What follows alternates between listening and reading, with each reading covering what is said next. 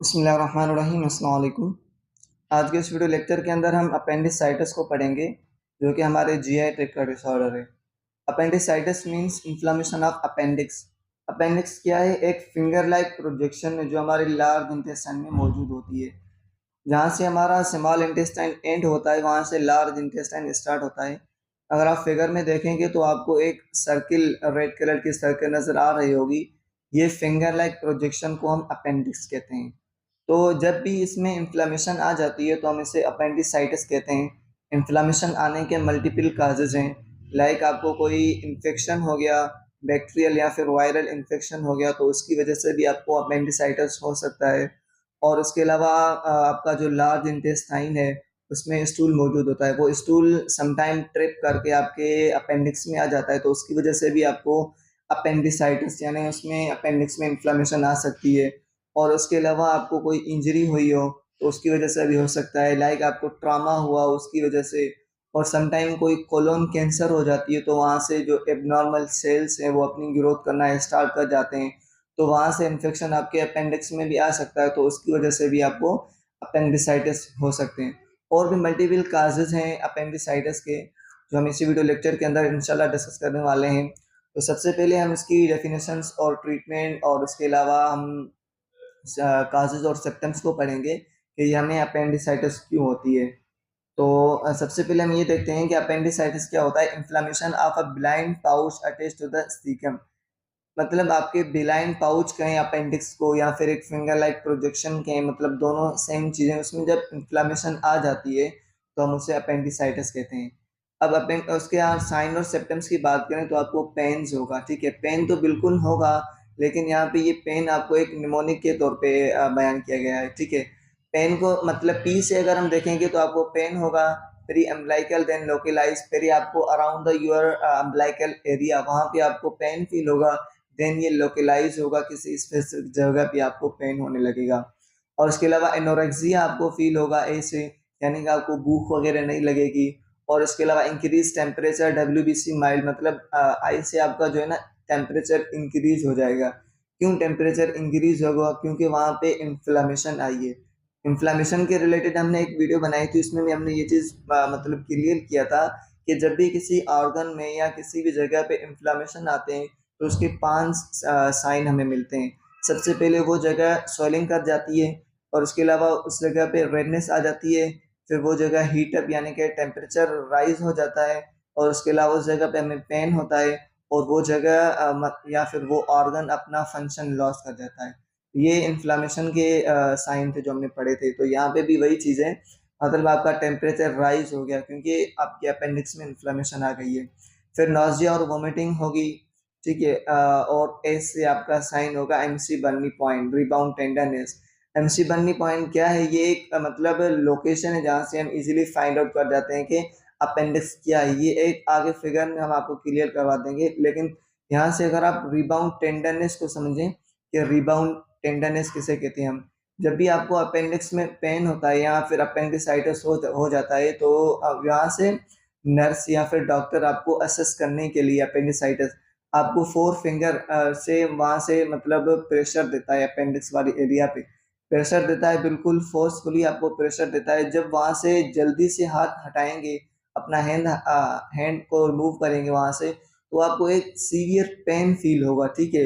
मतलब जब pen feel होगा तो आपको मतलब या फिर नर्स या फिर डॉक्टर को ये क्लियरली पता चल जाएगा कि हमारे पेशेंट को अपेंडिसाइटिस है, ठीक है। ये साइन है इसकी। और उसके अलावा appendicitis has no unknown function. No known function मतलब इसका कोई अपेंडिक्स का कोई फंक्शन नहीं है कि हमें क्यों हमारे बॉडी के अंदर मौजूद है, इसका कोई फंक्शन अभी तक कोई फंक्शन नहीं है।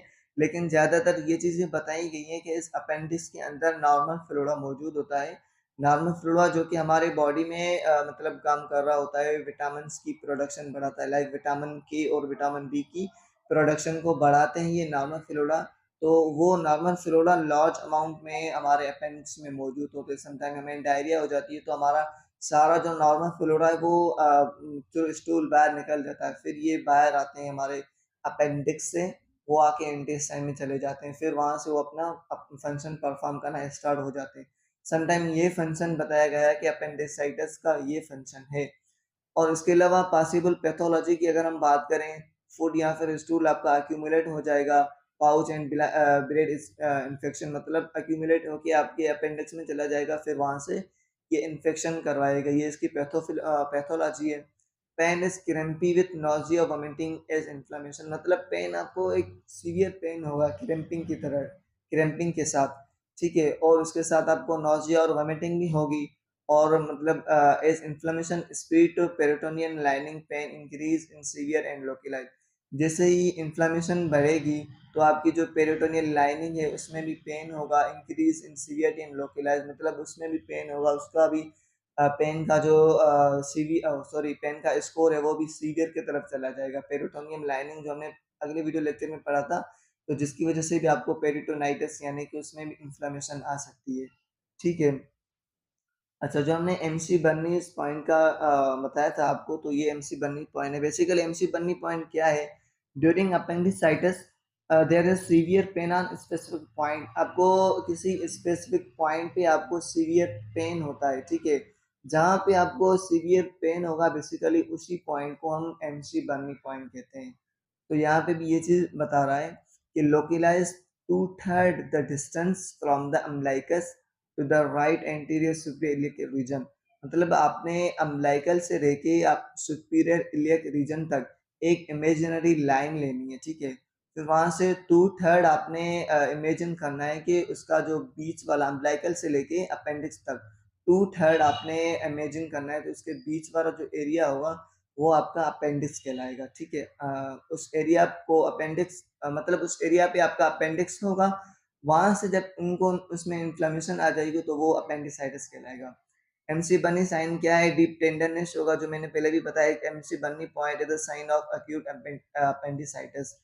रिबाउंड टेंडरनेस हम किसे कहते हैं? जो मैंने पहले भी बताया, if gentle pressure is applied at the McBurney point. जब आप प्रेशर अप्लाई करेंगे अपनी 4 फिंगर से एमसी बर्नी पॉइंट पे यानी अपेंडिक्स के ऊपर, तो इट विल फील टेंडर मतलब आपको टेंडर फील होगा, यानी कि उस एरिया पे कुछ आपको मास जो है ना टेंडर सोलिंग समझने एक सख्त आपको फील होगा। If the pressure is release suddenly जब आप अचानक वहां से प्रेशर को छोड़ेंगे, अपना हाथ हटाएंगे, appendicitis pain often feel worse मतलब आपको एक सीवियर पेन फील होगा, जिससे आपको पता चल जाएगा कि हमारे पेशेंट को सीवियर पेन फील हो रहा है, जिसकी वजह से इसे अपेंडिसाइटिस हो सकता है। अच्छा, और उसके अलावा अगर हम इसकी मेडिकल मैनेजमेंट की बात करें, surgery is indicated if appendicitis is diagnose. अगर आप अपेंडिसाइटिस को डायग्नोज कर जाते हैं 100% के पेशेंट को अपेंडिसाइटिस है, तो वो रिकमेंड करते हैं सर्जरी के थ्रू। टू करेक्ट और prevent fluid and electrolyte imbalance and dehydration, तो उसके सर्जरी के पहले आप पेशेंट की जो फ्लूइड इलेक्ट्रोलाइट है उनको बैलेंस करेंगे आईवी फ्लूइड के थ्रू, ताकि वो डिहाइड्रेट ना हो। एंटीबायोटिक यूज करेंगे, intravenous fluid are administrate until surgery is perform मतलब आपने आईवी फ्लूइड में ये पेशेंट को लगाना है, उसके साथ साथ एंटीबायोटिक और इलेक्ट्रोलाइट को डाउन नहीं होने देना, यानी कि एंटीबायोटिक भी देनी है ताकि इन्फेक्शन मजीद ना फैले। Analgesics can be administered after the diagnosis made मतलब आपने उसके साथ एनाल्जेसिक पेन किलर देने ताकि पेशेंट को पेन फील ना हो। और उसके अलावा appendectomy surgical removal of the appendix is perform as soon as possible to decrease the risk of perforation मतलब आपने उस अपेंडिक्स को सर्जरी के थ्रू रिमूव करना है, हटा देना है, ठीक है।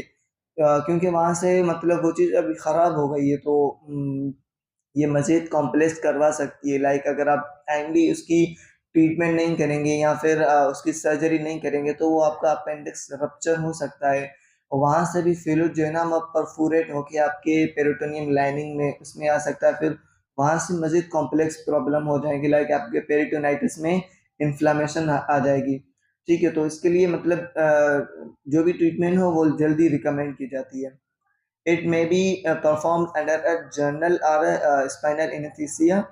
इसके साथ आप या तो जनरल एनेस्थीसिया देते हैं या फिर स्पाइनल देते हैं, इसमें कोई इशू नहीं है। विथ लो एब्डोमिनल इंसिशन और लेप्रोस्कोपी। अच्छा, इसमें एब्डोमिनल इंसिशन मतलब या तो आप सर्जरी के थ्रू ये अपेंडिक्स की सर्जरी करते हैं, ठीक है, पूरे बॉडी को कट करके करते हैं, या फिर लेप्रोस्कोपी, मतलब आपने एक इंस्ट्रूमेंट अपने पेशेंट के बॉडी के अंदर इंसर्ट करना है, ठीक है, फिर वहाँ से आपने मतलब विदाउट सर्जरी इसको हैंडल करना है। अच्छा, ये हमें लेप्रोस्कोपिक अपेंडेक्टोमी का मैंने बताना है आपको। मतलब सर्जरी का तो आपको पता है कि पूरी बॉडी को कट करके सर्जिकल ब्लेड से कट करके फिर हम वहाँ से सर्जरी करते हैं, लेकिन इसमें ये होता है कि आप इंस्ट्रूमेंट को बॉडी के अंदर छोटा सा होल बना के इंसर्ट करते हैं, फिर वहाँ से आपने अपेंडिक्स को कट करते हैं। लाइक एक लेप्रोस्कोप एक कैमरा जो कि आपके मॉनिटर पे शो हो रहा है उसका स्क्रीन, वहाँ से आप देखते हैं। फिर एक सर्जिकल टूल होता है जिसके थ्रू आप उन्हें अपेंडिक्स को कट करते हैं, ठीक है। तो ये इसके चांसेस मतलब ये होते हैं कि ये जल्दी रिकवर हो जाता है, ठीक हो जाता है पेशेंट। और अगर हम सर्जरी करेंगे तो वो थोड़ा सा टाइम लेता है उस जो आपका सर्जरी है उसको ठीक होने में। आई होप कि आपको ये क्लियर हो गया होगा दोनों, ठीक है। तो उसके अलावा अगर हम नर्सिंग मैनेजमेंट की बात करें कि प्री ऑपरेशन आपने क्या करना है, मेडिकल केयर देनी है। पोस्ट ऑपरेशन में क्या करना है, after surgery the nurse place the patient in semi Fowler position. आपने पेशेंट को सेमी फोलर पोजिशन पे बिठाना है। This position reduce the tension on the incision and abdominal organ, मतलब इसकी वजह से आपके जो ऑर्गन है उस पर कोई प्रेशर वगैरह नहीं होगा, ठीक है। जिसकी वजह से मतलब आपका जो सर्जरी है जिसमें स्टिचेस लगे हुए हैं वो खुल ना जाए, ओपन ना हो जाए। इसकी वजह से इस सेमी फोल्डर मतलब 35 से लेके 45 तक ये एंगल होती है इस पोजीशन की, हेल्पिंग टू रिड्यूस पेन। और इसके साथ ये भी होता है कि इसके इस पोजीशन में आपका जो पेन होता है वो थोड़ा बहुत रिड्यूस हो जाता है। When tolerate oral fluid are administered, food is provided as desired and tolerated on the day of surgery। अच्छा, जब आप बर्दाश्त कर लेंगे मतलब टॉलरेट कर लेगा तो ओरली फ्लूइड वगैरह ये सारी चीज़ें आपने पेशेंट को देनी है ताकि वो अपनी एनर्जी को मेंटेन करे, अपने इलेक्ट्रोलाइट को मेंटेन करे। ये सारी चीज़ें इसमें कॉमन होती हैं, ठीक है। तो आज का ये वीडियो लेक्चर हमारा यहाँ पे एंड होता है। होपफुली आपको सारी चीज़ें क्लियरली समझ में आ गई हैं। फिर भी अगर कोई क्वेरी हो, कोई चीज़ समझ नहीं आ रही तो आप इजीली कमेंट सेक्शन में पूछ सकते हैं। अगर वीडियो अच्छी लगी हो तो लाइक और सब्सक्राइब ज़रूर करिएगा। तो मिलते हैं अगली वीडियो में, तब तक के लिए अल्लाह हाफिज़। Thank you for watching.